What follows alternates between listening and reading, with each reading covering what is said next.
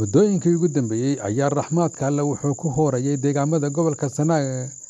waxaana gobolku uu soo maray xaalad abaareed oo aad iyo aad u adag,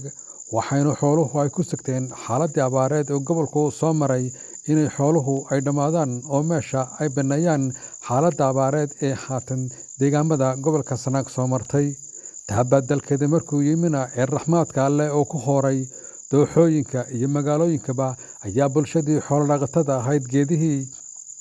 Alle uga soo saaray deegaankooda ayaa waxay la galeen gudinta oo markaasi ay ku daabulayaan gaadiidka yaryarka iyo waaweynka iyagoo u sii dhoofinaya dalka dabadiisa kana dayaya inay markaasi ay lacag ka helaan, waxayna ilaaween xaaladii abaareed ee muddada dhowrka sano ahayd ay markaasi ay soo mareen oo xoolahooda ay la tabcaansanaayeen oo marba meel ula hayaamayeen ayaa bulshada xoolo-dhaqatada haatan ay ilaaween, waxayna kala cashimaysanayaan dhulka xoolo-daaqeenka ee kobaha waaweyn ee ka baxday geedaha loo yaqaano diramada ayay haatan ku daabulayaan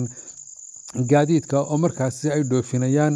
waxayna ilaaween xaaladii abaareed ee biyo-dhaanka iyo weliba macaluusha ku keentay xoolahooda ee soo martay ayay ilaaween. Markii Ilaahay raxmaadka u shubayna halkii la rabay inay ku xamdinaqaan Allaha awoodda leh ee raxmaadkan u shubay ayay markaasi ay ilaaween oo gudinta ay la galeen geedihii.